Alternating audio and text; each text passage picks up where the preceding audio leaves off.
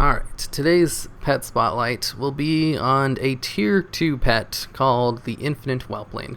Where do you get the Infinite Whelpling? Well, you get him either outside of the Caverns of Time, or I think you can actually get some of them inside as well, but your best bet is just look outside because there's a whole bunch of them, and there's only three breeds available, so it's pretty easy to get the breed you want, and that's the power type. Now, why is the Infinite Whelpling good, or tier 2? Well, he's only really good with a very,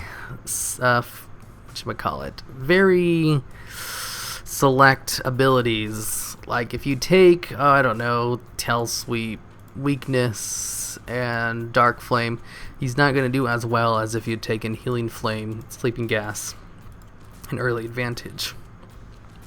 Although, Dark Flame is fine as well. Anyways, it's this really ability right here called Sleeping Gas. There's only 2 other pets in the game with Sleeping Gas. One of them is a critter type he's not half bad actually. Horn attack would be better if he was a little bit faster, but the only breed available to him is kind of slow. And the Lanticore Spawnling, who's upper Blackrock Spire, is kind of a pain in the ass to get. Kind of expensive too, and he's not... Actually, his power's not half bad. He might actually be worth it now that I think about it. He also has Ancient Blessing too.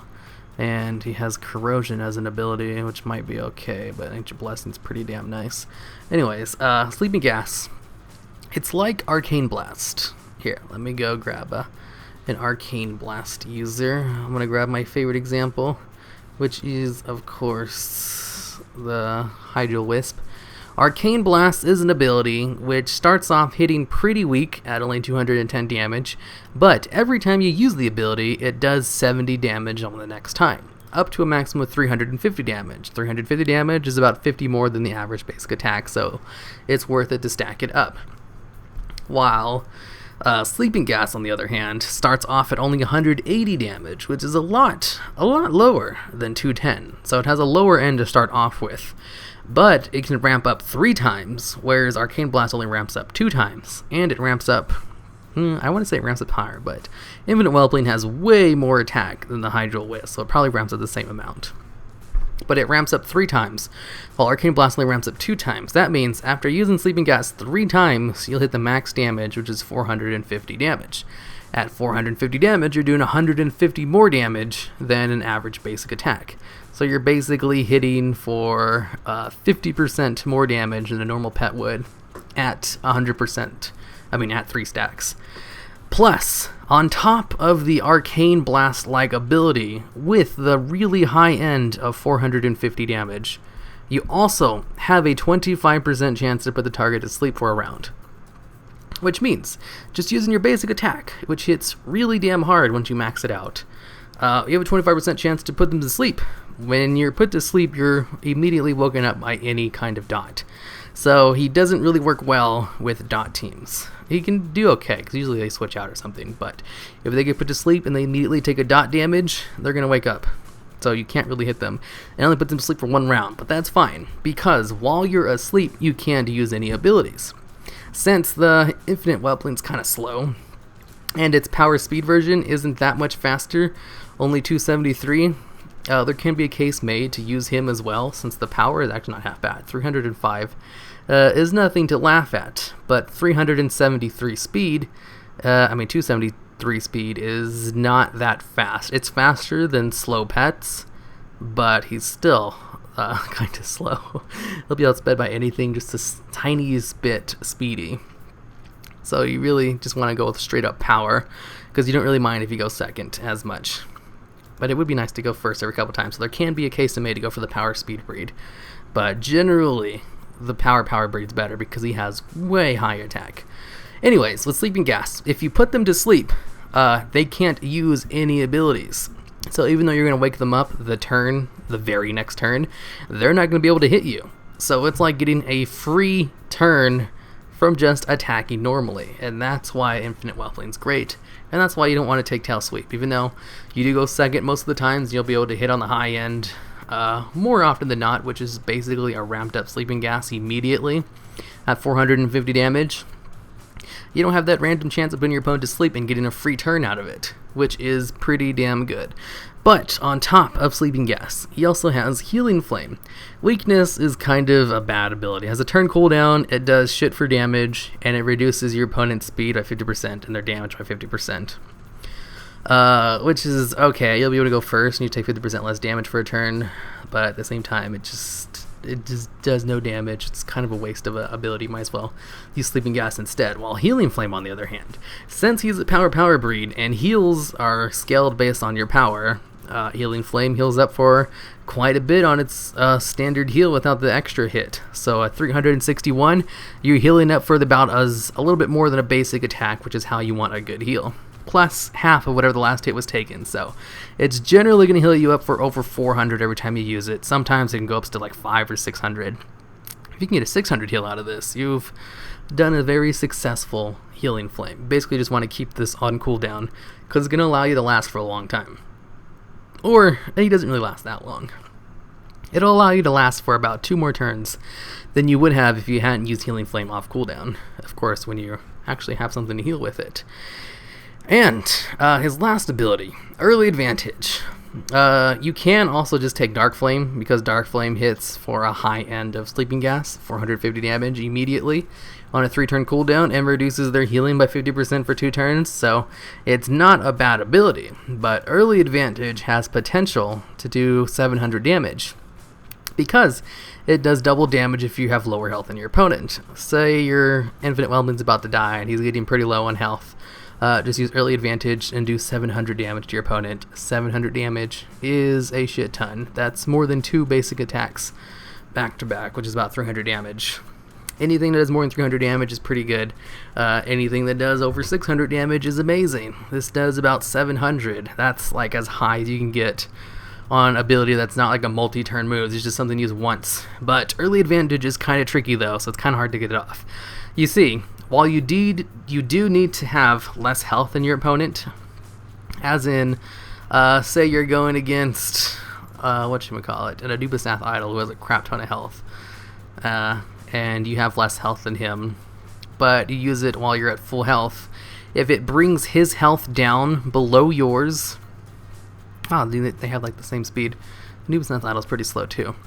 Because it does the damage in 2 ticks. Like, it'll do the first amount of damage, 360 damage, and then it will calculate your health against theirs. If the first bit of damage, 360, which is pretty damn good, brings their health below yours, then it won't do the second one, even if you had less health than them to begin with. So you gotta be kind of careful when you use Early Advantage, because you need your health to be lower than them after the first one hits. Otherwise, it just does pretty damn good damage anyway, so you could still probably just use it off cooldown and be fine. And sometimes you'll do an amazing amount of damage at 700, which is, I can't stress enough just how good that is. That's more damage than a Minefield. Where's Minefield at, so I can show you. Here's a PetBattleMaster. PetBattleMaster's Minefield kind of sucks though.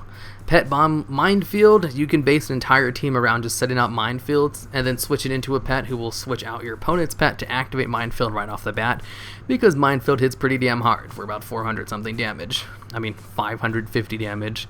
Actually, let's see. Let me bring out the pet that actually is on Minefield teams. The Warbot. Yeah, this one hits for about 700 damage, 690 damage, and it's definitely worth switching into a pet to switch him out with. Early Advantage hits harder than Minefield if you're able to get off the double attack. So that should tell you just how damn good it is if you're able to get off a double damage Early Advantage, because it's harder hitting than a Minefield. Not that much harder hitting though, I should add. It's probably about like 20 more damage than Minefield, maybe 30 more damage. But the fact that it's able to do about as much damage as a Minefield, even a little bit more, is pretty damn good. On top of course, having a really nice heal. I can't really call it a nice heal. It's a decent heal, I should say. He has a decent heal, and he has a very unique basic attack, which does nice damage, and has a 25% chance to basically give you a free turn. And that's why the Infinite Whelpling is a decent tier 2 pet. He could probably be tier 1 if he either had like an SS breed available to him, because if you go first with the sleeping gas and it actually puts him to sleep, they lose that turn, and it would carry over to the next turn where they weren't able to do anything. So you would actually get 2 turns out of a single sleeping gas, but he doesn't really have an SS speed available to him, and now that I think about it, I could probably throw him on a dazzling dance speed and increase his speed by quite a bit. I should try that out. But it's a 25% chance. It's basically, it's not going to happen very often, but if it does happen, you get a free turn, which is great. Plus, Healing Flame, weakness just kind of sucks, that's why you take that, and Dark Flame is also decent. You can take it. It does a lot of damage. It does really good damage, but Early Advantage has the potential to do so very much more damage. Let's see, what kind of teams does he do good in? Well, he does good in teams that don't throw up dots on your opponent. So, teams that don't throw up dots and don't hinder his healing ability. Like, oh, I don't know, darkness teams. He also does well on teams that have sunlight or that increase your, that just use sunlight. Sunlight teams. Do I have him on any of my sunlight teams? No, I don't think I do. Anyways, with sunlight teams, it increases everyone's health by 50%. Here, let me grab one of my sunlight pets. Where are they at? Do I not have my singing sunflower? There it is. Sunlight. Here it is. During a sunny day, the maximum health of all pets is increased by 50%, and all healing done is increased by 25%. The healing done does benefit the bronze whelpling too, because 50% more damage, 25% more heal on his healing flame is pretty damn good. But the 50% increased health is just pretty good for dragons in general, because the dragon racial, if you use an ability which brings your opponent's health below 50%, you do 50% more damage on your next turn. So, with sunlight out, everyone's health gets increased by 50%, but their actual health, like say Singing Sunflower only has 1700 health, he all of a sudden gains 50% more health. That just increases maximum health. His actual health stays at 1709. So it's like he's at, I don't know, like 60% health now or something. So it's a lot easier to bring them below 50% health since their maximum health has increased by such a large margin. And that's why sunlight really benefits pets that have to do with health percentages like dragons and beasts. Because beasts also gain their racial when they're below 50% health and they start doing 25% more damage with everything. While dragons, if you bring someone below 50% health, you gain 50% more damage. And since they'll have a higher threshold where you can throw them below 50% health, you'll activate your dragon racial more often, which means you'll do a crap ton more damage and bring them down quicker. Sunlight also is a detriment to some other pets, like flying pets, who want to stay above 50% health as long as possible. So it's not very good with flying type pets, but really good with just dragons and beasts in general, since they love being below 50% health. Well, beasts love being below 50% health, and dragons love your opponent being below 50% health. So it's pretty good in sunlight teams. Okay, so I think that's it. He's a nice tier 2 pet, but he is kind of squishy. He does die pretty fast. Doesn't really have a way to dodge anything. His sleeping gas is pretty RNG dependent, and it's kind of the reason why he's good. But if your RNG is good, you'll get some good mileage off of him, and he's also pretty damn good against a lot of pets. But he is destroyed pretty easily by a lot of tier 1 pets, just because the speed value is just too much. Like, he'll never beat a Terraclaw Hatchling or a Vengeful Porky Pet in a match, or even like a... Actually, I can't say never. He might beat some of them, but he's not as good to be like as a Bronze Whelpling. Bronze Whelpling is the only Dragon type race. He's literally the only tier 1 Dragon type pet. Infinite Whelpling is pretty damn good too, though, but he's just not tier 1 material. He's like a glass cannon that has a heal that's not half bad, and he's a glass cannon that has a chance of putting your opponent to sleep. But if you do put him to sleep, it's really good. It could possibly win you the match against that pet if you put them to sleep. But if you don't, there's a good chance you might just die, since his heal is decent, and it'll only last another couple turns. But there are just a couple of the pets who are a little bit better than him. Like, even just a decoy could completely screw him over, even though you can just stack up sleeping gas, losing a turn against mechanical panda and dragonling could cost you your death. Or if you're going against an undead pet or just a mechanical pet in general who has their racial that activates, he's actually pretty good against mechanicals because early advantage is extra damage to them. But against an undead, he's just going to lose. But him below 50% health isn't really a big deal since they're going to be able to hit you twice during their turn of immunity anyway. So you'll probably just die to like any undead pet.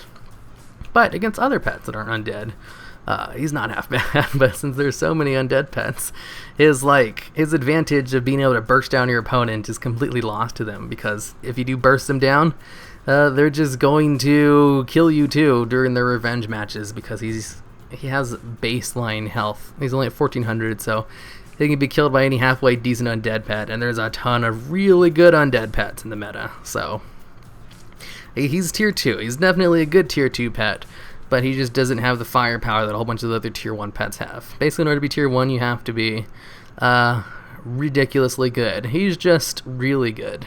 Not ridiculously good, like a Terraclaw hatchling or a Death Adder hatchling or stuff like that.